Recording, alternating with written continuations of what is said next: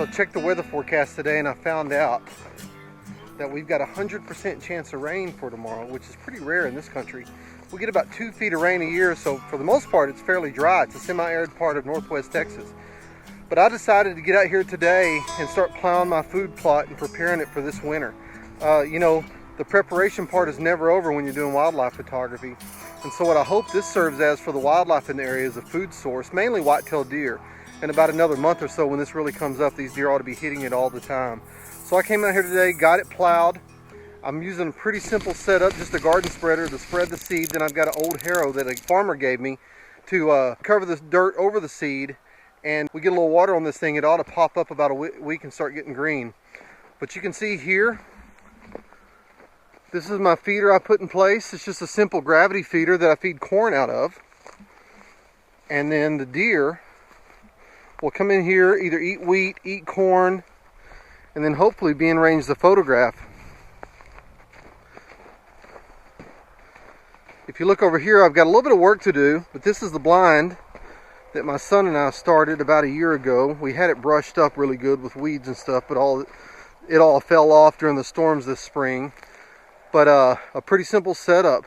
Sun's to the east, blinds here. When the sun comes up, hopefully we'll see deer on the food plot and get some great photographs.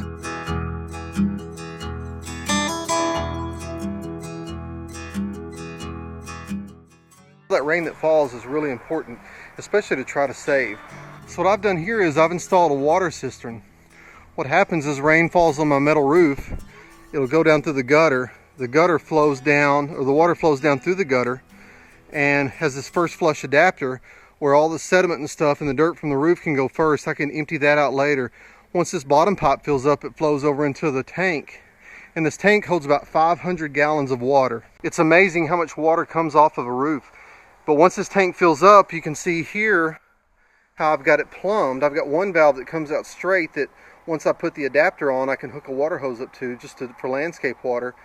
And then the second pipe runs back to the east. And so I've got a pipe trenched all the way underground, and it gravity flows from this tank down to the food plot. There's about an 8-foot elevation change from this tank to the food plot.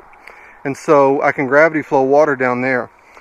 That works pretty good if I'm just going to have a small pond down there, which I plan to build to water wildlife through the summer. But if I want to water the food plot and have any pressure, it just wouldn't work, because calculated I get maybe 3 pounds of pressure on the inline. Again, enough for gravity flow, but not enough to run any kind of sprinkler. So what I've done, if you see this building here, this is my well house. And so the well house, I've got water running from a well that's about 150 feet deep. I get about 30 gallons per minute.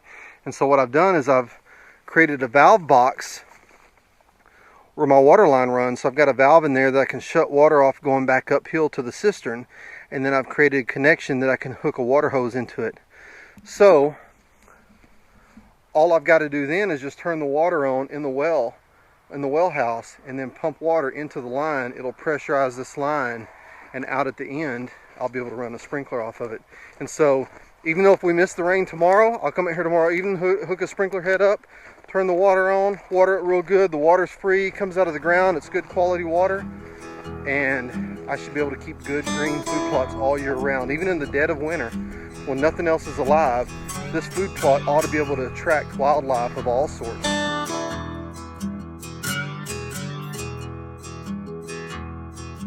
Whenever I'm setting up a place where I'll photograph in the future, I always try to be real purposeful in my approach. So you can see from this aerial shot, here's my food plot. And then here is the feeder that you saw in the previous presentation. And then right here is the blind that I set at. So to illustrate this for you, the sun, when it comes up, comes from generally in this direction. And so I've got the feeder here, I've got the food plot here, I've got the blind here.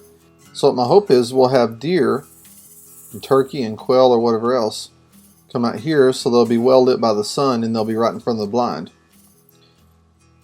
And to accomplish that, one of the things I try to do is try to make easy access for the animals. So if you see this path here, this is the path that I cut when I first bought the property.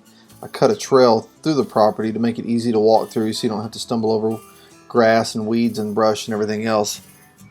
And amazingly, deer will use the same trail. Deer and turkeys and every other kind of wildlife will use the same trail that people use, because like people, they like to take the path of least resistance. So in addition to these trails that lead into this, I also took a shredder on my tractor and cut a trail coming in this way. On this side of the property, you see a creek. Wildlife really likes to travel creeks, and so that gives them a place to pop up out of the creek and then follow down into the food plot. And then you can see here there's a county road on the south side of the property, and then deer will even jump the fence and come up this trail to go to the feeder. So really what I try to do is make a place that's convenient for animals to access. This food plot is surrounded by brush, so when animals are there eating, they feel secluded, and then also it gives them an easy point of ingress and egress. And so when they come in here, they feel protected with all the brush that surrounds them. But if they need to escape, they've got easy escape routes that they can get away from really easy. So in the past couple of years that I've been working on this spot, I've seen a lot of wildlife in it. I haven't really taken the time to spend a lot of time on it to photograph, because I've been trying to get it ready as a good place to photograph. So hopefully this season it'll be a productive spot for me.